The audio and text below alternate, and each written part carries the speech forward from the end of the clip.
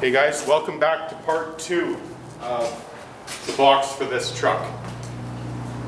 Okay, so just a little video here. We're going to try and slide in again some more videos. Still trying to figure out a format and a system of mechanical work versus joyriding in cars and stuff like that. And for the channel, just figuring stuff out. So what I want to go into is just the steps of what we did here to build this thing. So, first off, what I did was I took tape here, I just measured across the top of the rails of the frame here. And that was basically going to give me my setting for the width of what the frame that's going to be the box, everything goes together. That's going to be my target width to start with. So I measured that up, ended up getting some 1x1 and 1x3 pieces of metal. That metal basically made a rectangle that's going to encase the sides of the frame. From there, just weld it all up, make sure that everything's nice and square on this, because of course you want a square box so everything's straight.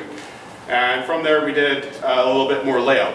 So for that, it's basically just deciding where the top of the frame terminates to the top or the bottom edge of the truck box itself, the frame. So again, a little bit of video there, just going to show simply where we scribed off and figured it out. So that was mocking up the frame for making it. So at this point I've got a frame made. I primed my edges where there's going to be an overlap with the sheet metal, just so there's never going to be rust going on in there. And from that, I had the bed rails, or sorry, the box sides. So now the box sides was a bit of a process, obviously. We're doing everything on the cheap here and trying to do it free, really. Just, just cheap as possible, of course. That was welding up the box, basically the frame for the box of the truck. Next up from there was just taking the box sides. So you saw a little bit there where we had just cut them up before. Well, I cut them up with the plasma cutter, really trued them up, made them straight, got rid of all of the really rusty garbage and stuff like that happening on it. So that stuff was all gone, cut out, bye-bye. And we were starting off with fresh metal at that point. So from there, it was a bit of stripping of the metal, cleaning it up, just taking out the rust. There was some pitting and stuff like that going on with the metal. So what I did was chemical stripping on that. So that was just vinegar, again, from the dollar store, half water, half vinegar, let it soak, really massage it into the metal, cleaning it up with a wire wheel, sanding it down, and got a pretty decent looking substrate after that. A real big key here to always remember is whenever you chemically strip something, whatever kind of acid you're using and all that, that needs to be neutralized.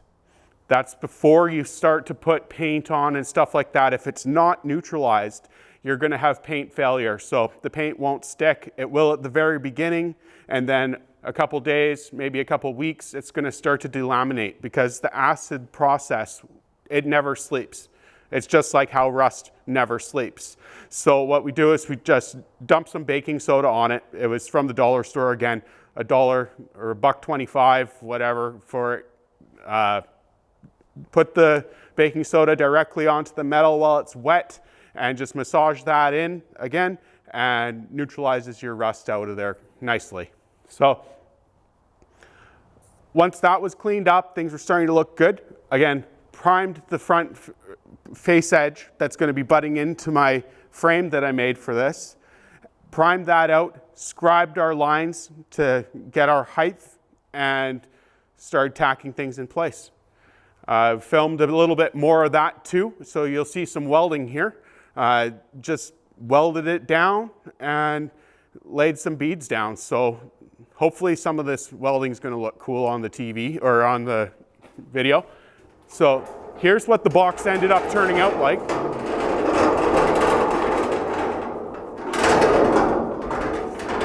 So I just got this,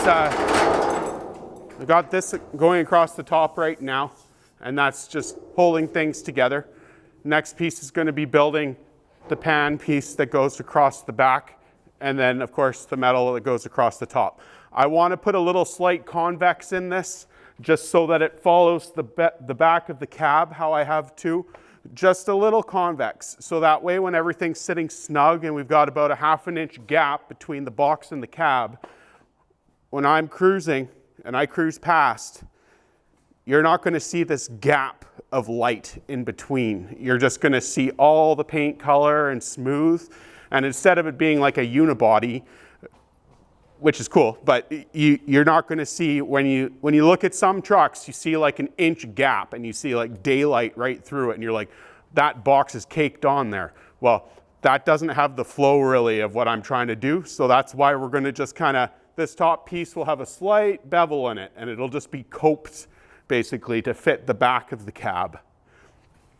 So yeah, the box, it turned out pretty good. All my welds, everything, really watched the temperature on it, nothing warped, and I'm really happy with it. What we will do now is I will put this thing on the truck and we'll get a quick mock-up happening here.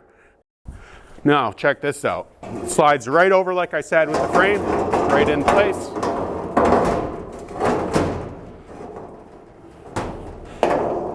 That's actually pretty good.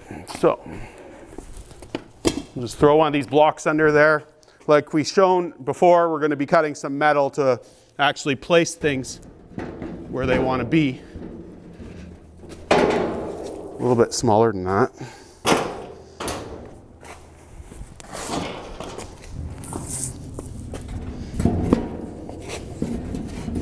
How's that? Yeah, right on. Okay, so straighten that up. How's that look? So a little bit up just to straighten it up.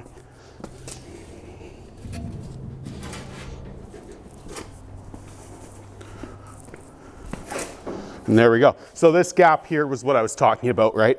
I want to get this a little bit more closed up. Just make it a little bit more tighter. Things will be pretty smooth after that.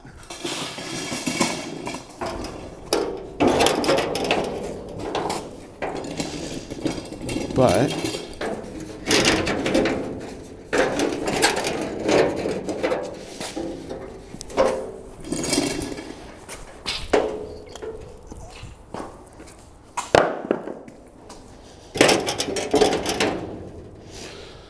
that'll give us a bit of an idea there. Yeah, that's about right. So next, or final here, is going to be really deciding how long we want to take the box. So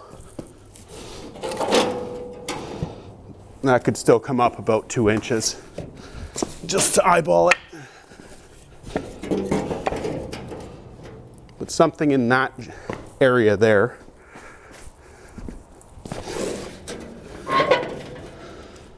Something like that. That's pretty sweet. I like it.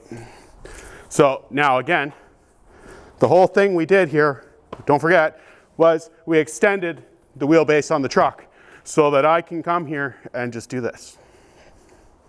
Right on. Perfect. I'm happy. So we're going to just decide here. We got a lot of extra material. Maybe nipper her down, you know, about 8 inches, 10 inches. We'll just have to see once these fenders are actually in place, which will be another video of making the width of them, just to cope them in, fitting, how big of a sail pan we want to do, and just make things fit. So maybe we can move the camera here just to show how things look down the line. Can I grab it? Yeah, okay, let's see. All right.